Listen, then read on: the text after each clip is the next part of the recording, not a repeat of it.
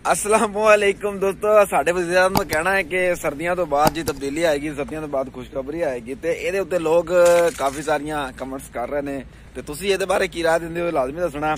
ते मेरे कोल जेह्ड़े पुछ रहे हो ते मैं तुहानूं पता है कि मैं राय नहीं दिंदा, मैं एक मिसाल ही दिंदा हुंदा कि किसे कहंदे जी किसे मुल्क दे एक बादशाह ने उन्हें ऐलान किया, उन्हें कहा जी मेरे मुल्क दी जिहड़ी जमीन है ना ये गर्मियां नूं 2 इंच उत्ते आ जाती है ते सर्दियों में 2 इंच थले चली जाती है। जो यदा पता लगा तो डिस्कवरी ते नैशनल जियोग्राफी तो जिन्ने भी यानी किस तरह के चैनल ने सारे इन्वेस्टिगेशन वास्ते उत्थे पहुंच गए ते उन्होंने इन्वेस्टिगेशन अपनी स्टार्ट की, हर एंगल नाल देखा, हर अपने जेडे उन्होंने को मशीना पैमाने हर चीज़ ना मापिया ते गर्मी सर्दी का इंतजार किया। जो साल डेढ़ गुजर गया तो इस तरह की कोई तब्दीली या कोई रद्दोबदल नज़र नहीं आया ते वो बड़े परेशान होए। उनको एंड ते फिर जान लगे, वो बादशाह नूं पुछण लगे भी तुसी ये चीज़ किस तरह नोट की, तुसी इस चीज़ की किस तरह पमाइश की। ते बादशाह कहन लगा कि मैं जो सर्दियों नूं पेशाब करने लई बहना वा ते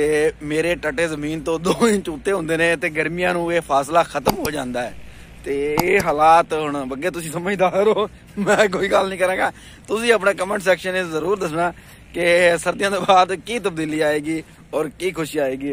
उम्मीद है यूथ ही बढ़ चढ़ के हिस्सा लैणगे ते अपना बहुत सारा ख्याल रखियो। वीडियो नूं लाइक ते चैनल नूं सबसक्राइब जरूर करो ते वीडियो पसंद है तो शेयर करना ना भूलो।